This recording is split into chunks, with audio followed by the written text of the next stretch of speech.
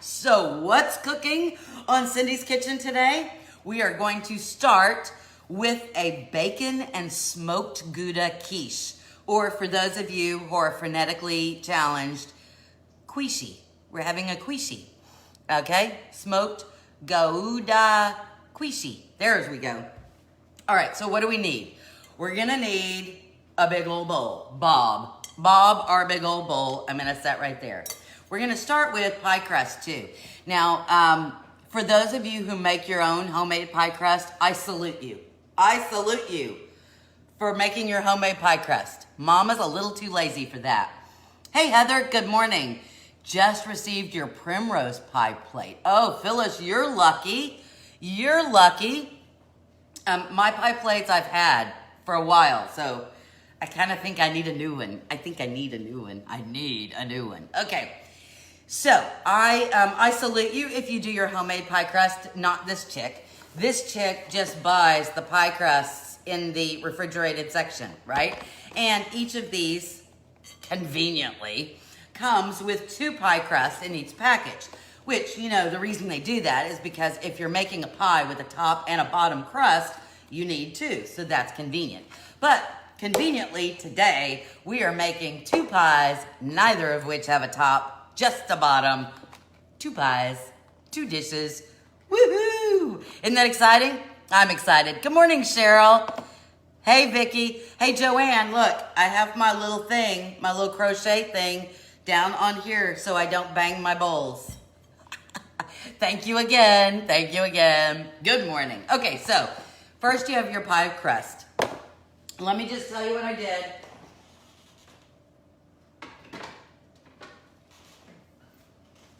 Spray your pie.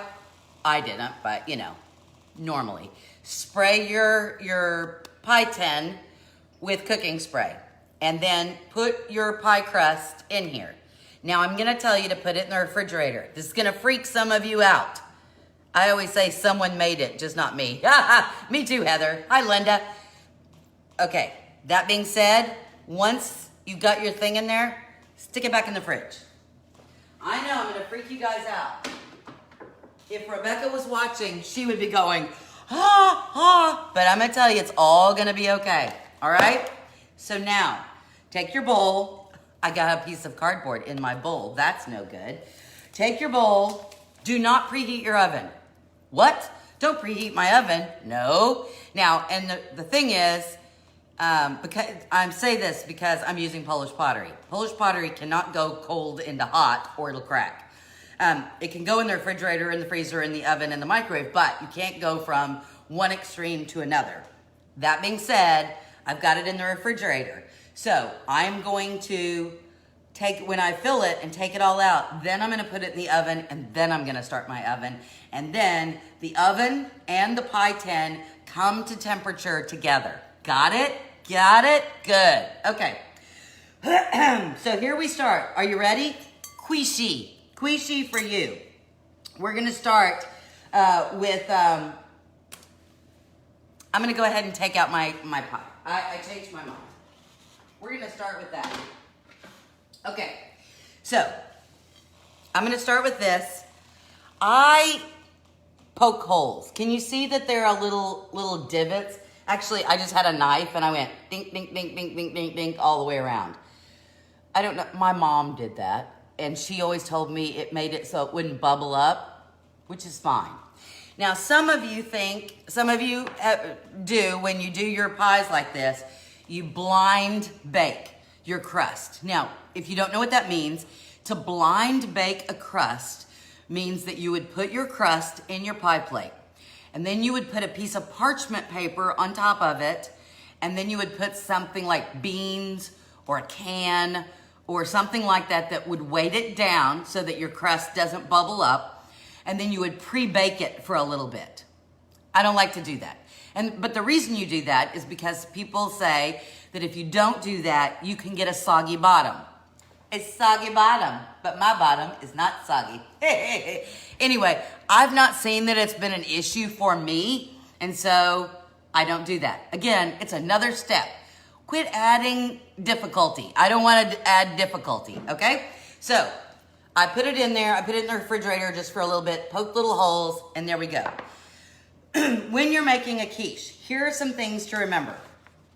And I know I'm doing it backwards. Usually we start cooking and then I give you history lessons. This isn't really a history lesson, but I think it's some things we need to talk about before we ever start. And here it is. Quiche is essentially a custard that's made with milk and eggs, right? It's essentially a custard. You pour it into a pie crust and you bake it.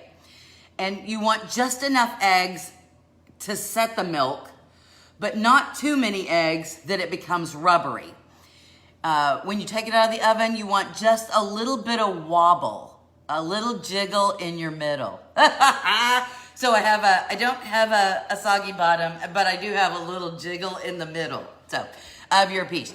So, French, where we get the word quiche, right? The French. Hey, Shirley, soggy bottom, I know.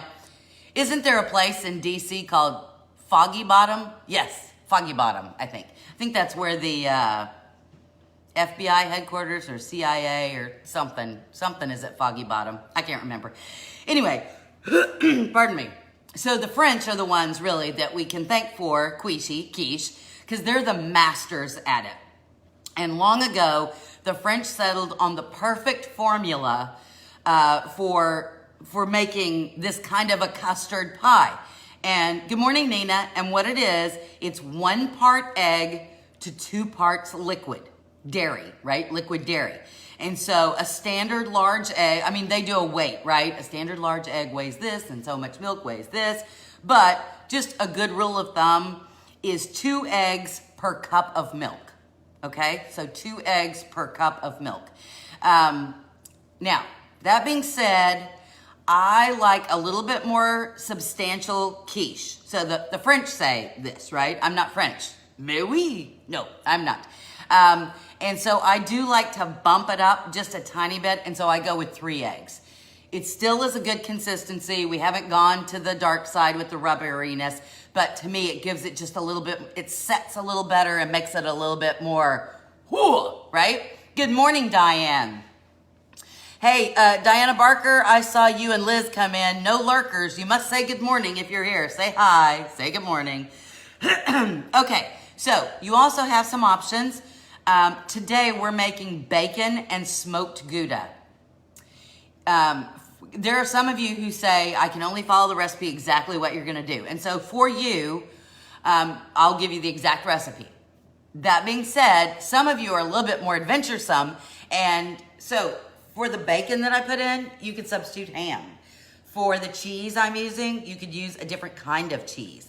You can put mushrooms in here. You want to be careful about putting any ingredient here that's wet. So tomatoes are okay, but you really either need to let them set out or make sure you have the wet, the inside, give them a squeeze and get some of that juice out, because then you really will have a soggy bottom. Bonjour from Michigan. Hello, Crystal, good to see ya. Welcome to the party. Okay, so that being said, is there an order that we have to use for the quiche? And the answer is, there's a good way to do it. So normally you would put your cheese first. I know, right? Cheese first? Yes, because our cheese is going to form like a little layer between everything else and our crust. All right, now, so what kind of cheese am I using? I'm gonna use smoked Gouda. Now, I could not find shredded smoked Gouda. I know that I probably could have gotten a block of Gouda and shred it myself, but I didn't. So I just bought this. These were slices, and there's 10 slices in this package. It's about the right width for me. So I took 5 of them and just kind of diced it up, a small dice. So the deal is when you're making how much stuff you want in here, you want to do cheese is about 3 to 6 ounces. Now, remember that 8 ounces is a cup. You know what? I'm probably going with closer to the 8 ounces than I am to the 6 ounce or the 3 ounces. Okay, so because I like cheese, I'm a cheese girl, and this smoked Gouda is just gonna take it to a different level. You guys have probably made all kinds of breakfast casseroles or breakfast quiches, and you've used cheddar cheese or one of those blends, and you've used bacon or ham. Maybe you did a breakfast casserole with potatoes. We've done one of those on this show. And so all of that is good and well. This is just something a little different that maybe you'll give it a shot. Okay, so I'm making sure that I have a good little layer of smoked Gouda on the bottom, okay? Now, that being said, can you see? There we go. That it looks like little onions on the bottom, doesn't it? But it's not. It's smoked Gouda. And it smells smoked Gouda.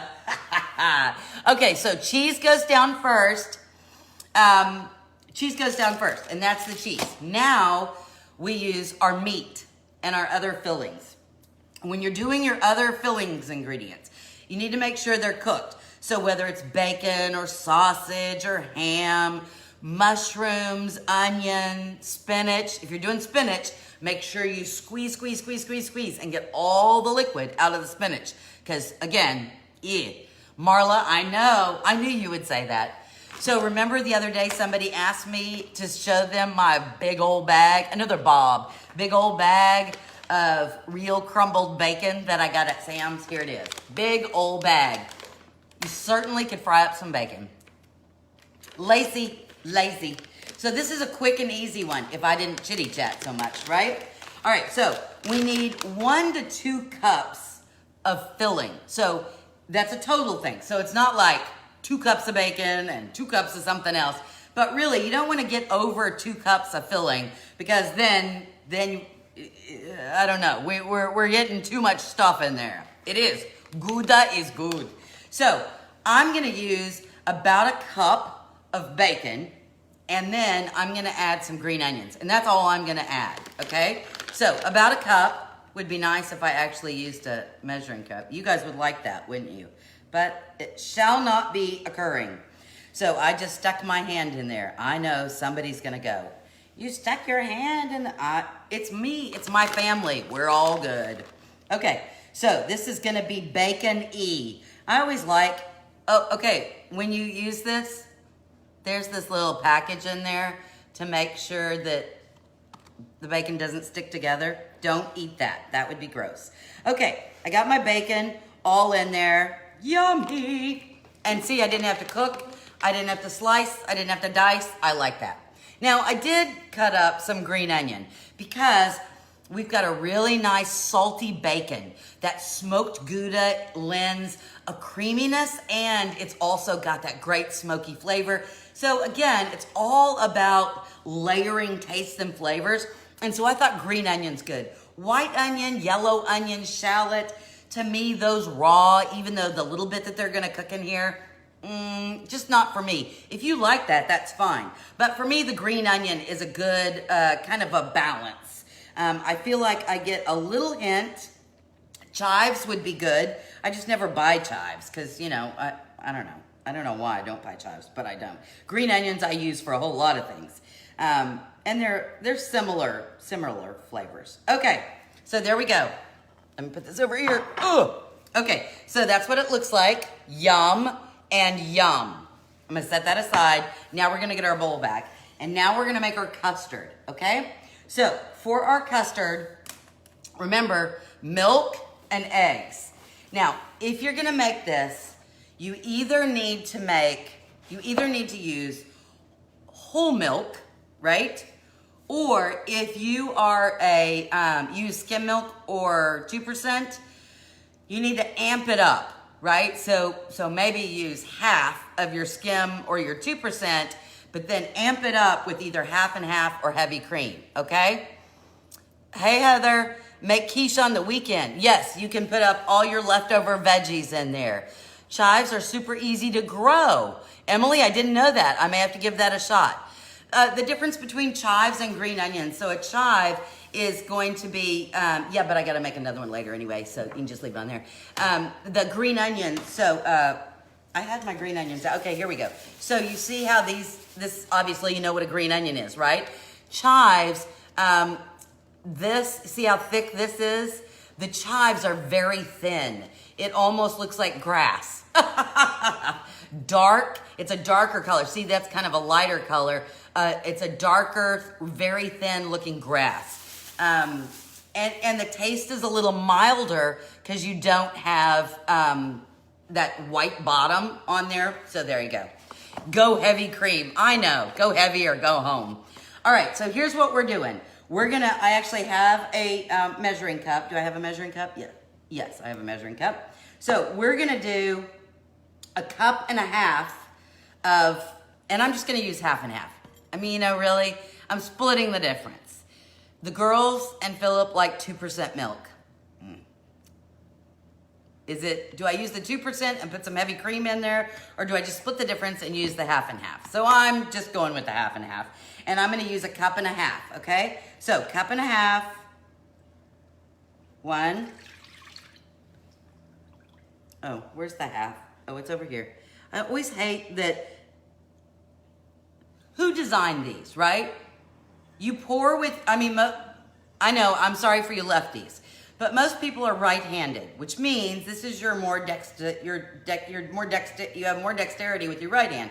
So you would actually pour, which means you would hold the measuring cup with your non-dominant hand. Okay, that being said, the metric is on this side. This must be made in another country. So that means you gotta lean over to get the 1 cup measurements, or the half. Silly, I know. Does it say where it's made? No. Okay. And no, for those of you who are asking, I do not have a Polish Pottery measuring cup. I just do not. All right, so half and half. Good morning, Michelle. Good to see you. Leek and quiche is sleek. Oh, look, Crystal, look at you. Hey, Angie, good to see you. Angie and I went to junior college together, and we were on the drill team there. What am I looking for? I am looking for, hold on, let me do, no? Okay, we'll just set them in here. I'm getting a bowl. I have to have some place to put these shells. It bothers me that I don't have a place to put the shells. So there we go. Okay, I have a bowl to put the shells. All right, so we're gonna do 3 eggs. Remember, the French, the bon oui, mais oui, would say 2, but I want it a little bit more substantial. So we're using 3 eggs. In we go. In we go, 3 eggs. Wash the egg guck off my hand. Wash, wipe, whatever. Okay, so eggs aside. Now, that's actually how you make the custard. But you know me, you know that this is not going to be all I'm going to do, right? No, no, no, no, no. So we're gonna add some salt, because we need some salt. I know that we have salt in the bacon, but still. So I would say about a teaspoon of salt. I can't help myself. Half a teaspoon of black pepper. You don't like black pepper? Don't use black pepper. But I'm a pepper girl. And then, you know I'm gonna say it. You know I'm gonna use it because I cannot help myself. I cannot help myself. Even though we're using the smoked Gouda, I am putting some smoked paprika in here because I'm just gonna amp that smoky taste up. And again, about a half a teaspoon of smoked paprika. Oh, so good. Changes the color too. Okay, so now you've got your big old bowl, your bob, and you've got your whisk, and we're just gonna whisk. Whisk, whisk, whisk, whisk, whisk. And so we wanna break up the eggs, we wanna incorporate our spices, and remember, I used half and half. Oh, you can use heavy cream, and you can use milk. But I'm just telling you, if you use skim milk or even 2% milk, it's like there's not enough fat. It doesn't set up well. I'm just telling you. So if you're gonna use 2% or skim milk, you really need to do half that, half heavy cream. And by then you've just defeated the point. You might as well just use all half and half, right? Good morning, my friend Becca. Good to see you. 1 heavy teaspoon of salt. Oh, hush, Joanne. Okay, here we go. So now you could really get crazy. You know how my hands go, so I'm not getting too crazy. really, I just want to make sure it's all mixed up, and it is. And so here's the magic. Are you ready? Bring back our pie with our smoked Gouda on the bottom, our bacon on top of that, and our green onion on top of that. And then we're just gonna take, ding, ding, ding, ding, and we're gonna pour this on top. Oh yes, so lovely, so lovely. And there you go. Now remember, Rebecca's on here, so she'll go, remember that I took my pie crust and I put it in my pie plate and then I put it in the refrigerator. So that means that my pie plate still has a chill to it. That being said, we did not preheat our oven. We did not preheat our oven. So while this still has a little chill to it, I'm going to put this in the oven and then I'm going to put it on 325. Okay, 325. And then the oven and the pie plate are gonna be coming to temperature together and all will be good and right with the world, okay? It's looking Gouda, I know. So we have bacon, we have smoked Gouda, we have green onions, we have half and half, we have 3 eggs, salt, pepper, smoked paprika. Lovely. Okay, so I'm gonna go ahead and move this aside. And again, 325, you know, anywhere from 30 to 40 minutes. It may take a little longer. Remember what I said about your jiggle in the middle? You jiggle in the middle. You may not have a soggy bottom, but you do need a jiggle in your middle. And so when you take it out, to know if it's ready, you're outside about that much all the way around will be firmly set, okay? Now you don't want it runny in the middle. It'll be set up, but you'll see, if you shook it, you'll see a little jiggle in the middle. It's fine. A little jiggle in the middle is good. Not like my middle. You know why I don't jog or walk? Because when I do and I get going, things move. There are things that are floppy and movie, and I just can't do that. I could hurt myself. I could put out an eye. Okay, we're moving this aside. And that, friends, was our savory pie. Our savory pie. So we made our bacon and smoked Gouda Quiche. Now, again, remember that if you were wondering, that's like a stars pattern, right? Now we're gonna do our other one, and I did it the same way. I got my pie crust, spray if you must, put your crust in. I took the knife and just went dink, dink, dink, dink, dink. You see how I do that? Now remember, this is cold. So we never want to put cold Polish pottery in a hot oven. So again, I am not preheating. I'm not preheating. And this is gonna be, so I have to ask again, what's cooking in Cindy's kitchen? Now we're going to the sweet side. We are making a chess pie, a southern chess pie. Now, some of you on the East Coast, West Coast, Northerners, maybe you've never heard of a chess pie. Oh, I'm gonna knock your socks off. All right, I gotta put all my savory stuff, I gotta move that away. Go away, go away. And that, and now we gotta bring the sweet ingredients over here. Although some of you are gonna say, those are sweet ingredients? I know, I'm gonna freak you out. Okay, so let's talk about the chess pie.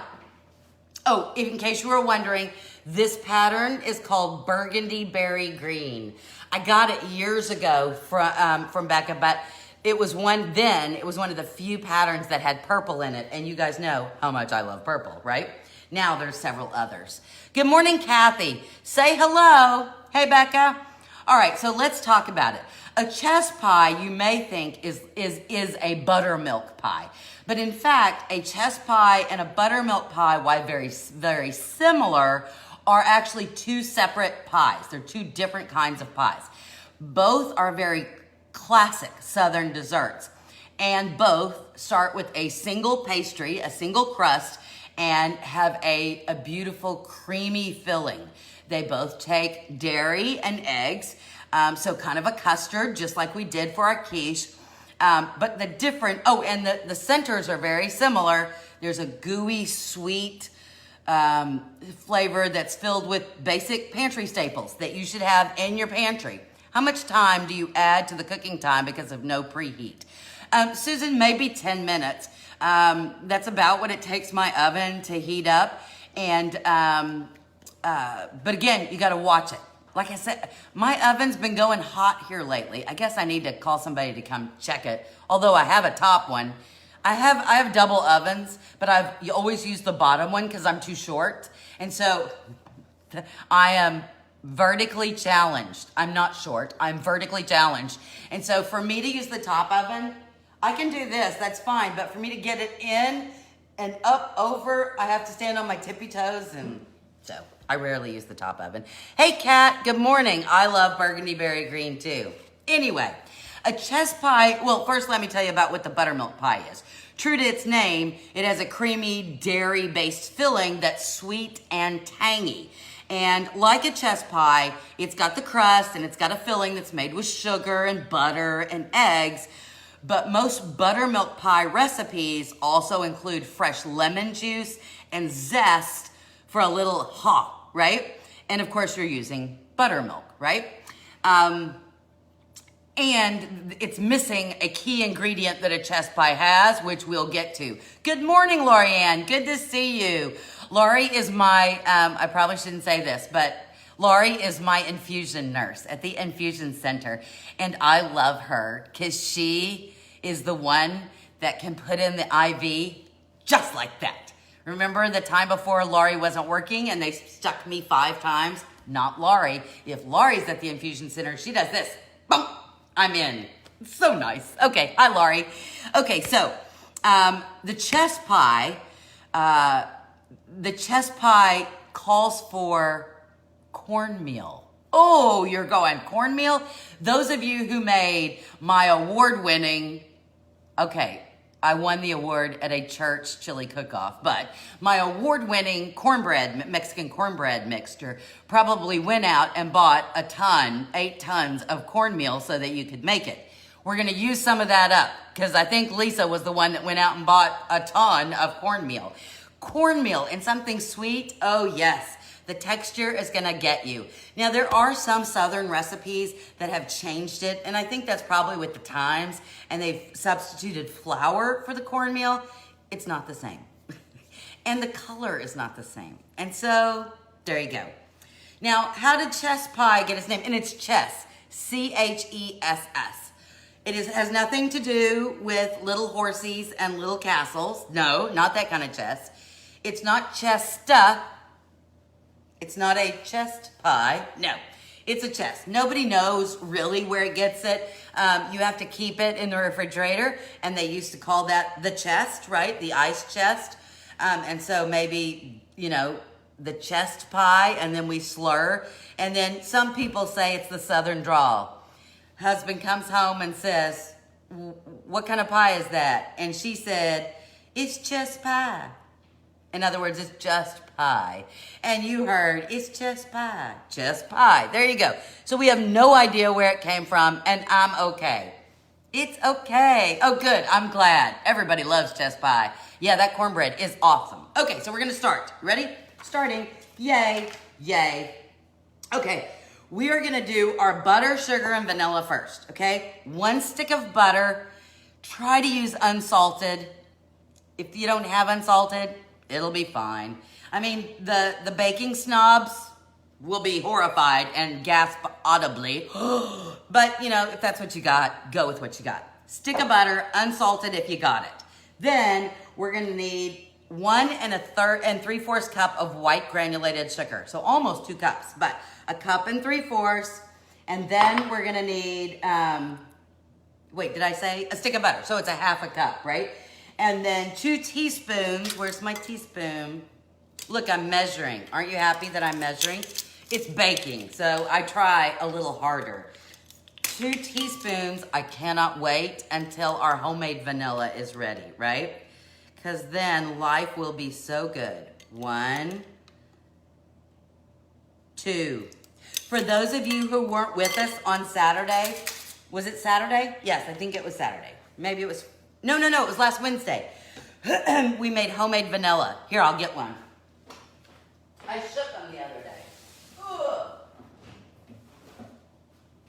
Okay, look. Cindy's Kitchen vanilla. This is just the one we made with vodka. And so, you know, once a week, you gotta shake. Shake, shake, shake. So I'm shaking and all it has in it is vodka and vanilla beans. There you go. Okay, I'm putting it back. I kept them in their little box and I pushed them under the table. So once a week for the first month and then once a month. There you go. Okay, so we have our butter, we have our sugar, and our vanilla. I could do this by hand, but my hands are hurting this morning. I'm so sorry. This is loud. I know it is, so I apologize, but my hands are hurting, so you got to listen to this. Okay, we're creaming our butter and our sugar. Ready? I know. Those of you with the big KitchenAid mixers, you can do it in there. I told you that for years I didn't have one. And Philip, hey Catherine, what is a shoe fly pie? I think it's similar, but I don't know. I've never made a shoe fly pie. Okay. Some of you were upset with us yesterday. So my friend Jessica, who does all of our social media stuff, I'm gonna turn it up just a little bit. Oh, hold on one second. Cassie, you have a prescription that's ready at CVS. So as soon as you finish, and he gives you one for, take it there immediately and drop off. Sorry, the girls have to go somewhere. Okay, so I'm gonna turn this up just a little bit. Okay, all incorporated and yummy. All incorporated and yummy. Anyway, so I just didn't want one. Philip kept saying, honey, let me buy you a KitchenAid. And I was like, no, it's too big, it's too heavy, blah, blah, blah. But my daughter who bakes has a KitchenAid. Anyway, so several of you sent me the hey, Cindy thing yesterday. Because the YouTube video wasn't posted, and if the YouTube video isn't posted, then the recipe isn't under there. But my friend Jessica had a busy day yesterday, a day of rest, and so it'll be on today. But I think I responded to everybody that was missing and needed the recipe. So if you didn't get it, I'm pretty sure I responded to everybody. Okay, so we've mixed our butter, our sugar, and our vanilla, and now we're gonna add the other stuff. Now we're gonna need 4 eggs. 4 eggs. Oh yes. 4 eggs. Okay, because this is a rich pie. We're making our custard. You ready? Oh, I almost put the egg in the thing. Now, I know, there's going to be the bakey people who, when they read the recipe, is going to say 1 egg at a time, make sure it's fully incorporated, blah, blah, blah, blah, blah, blah. I'm sure there's a reason for that. I just haven't figured it out yet. And if I don't see a reason for something, then I don't do it. Because really, I'm gonna make sure they're all incorporated. Why do I have to do it one at a time? Anyway, so I have 4 eggs. I need a 1/4 cup. So now this is not gonna be our traditional custard because, you know, our measurement's off. We're gonna need a 1/4 cup of half and half.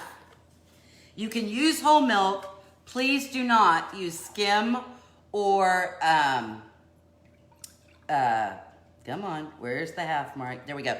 Don't use skim or 2%. It's just, you're not gonna get the right texture. It's not gonna be rich enough. So there you go. Milk, 1/2 cup of milk.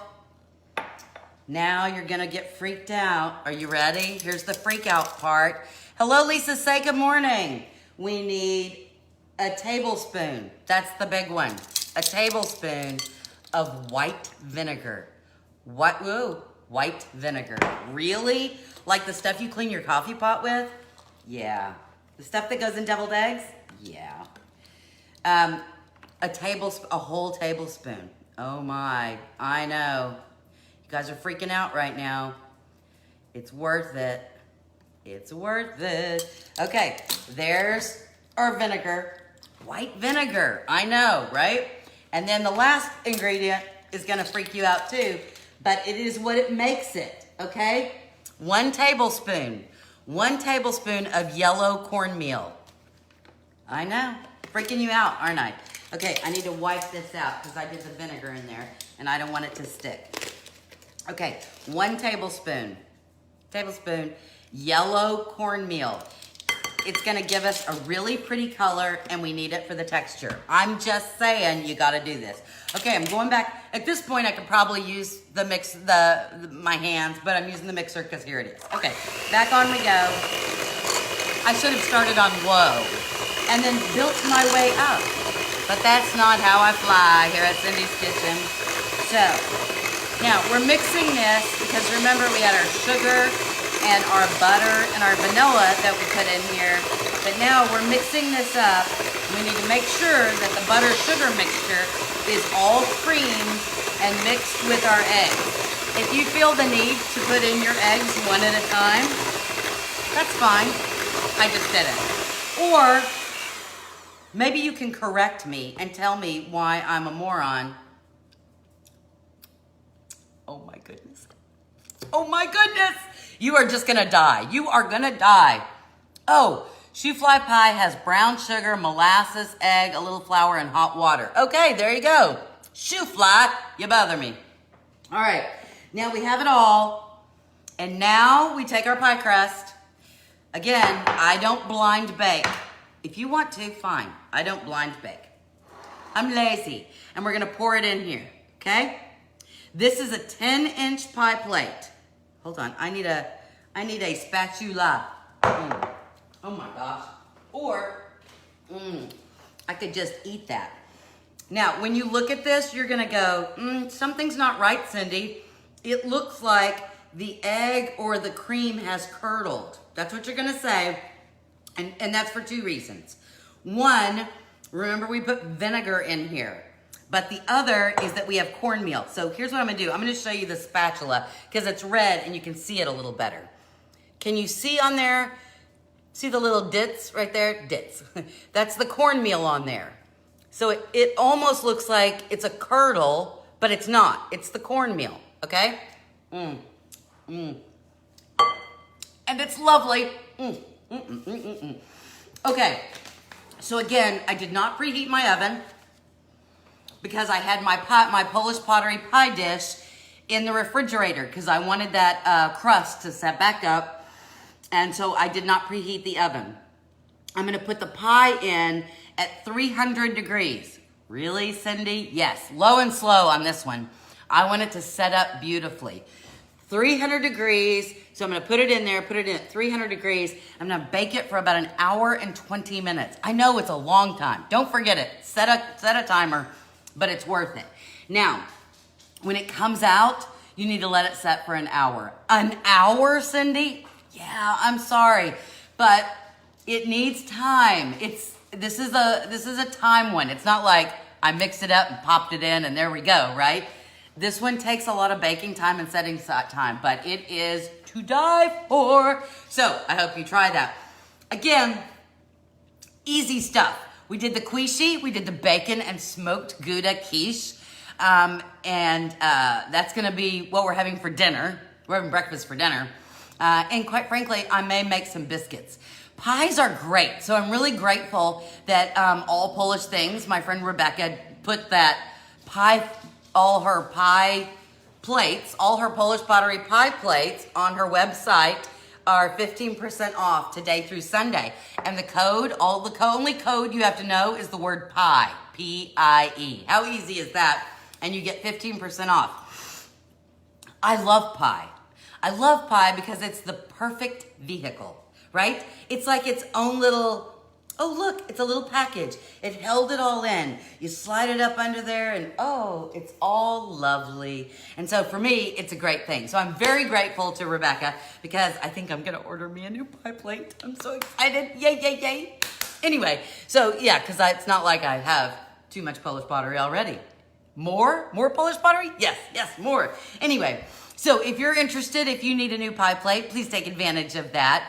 And then I want you to try these pies. The one is easy. Really, both of them. Dump recipes, right?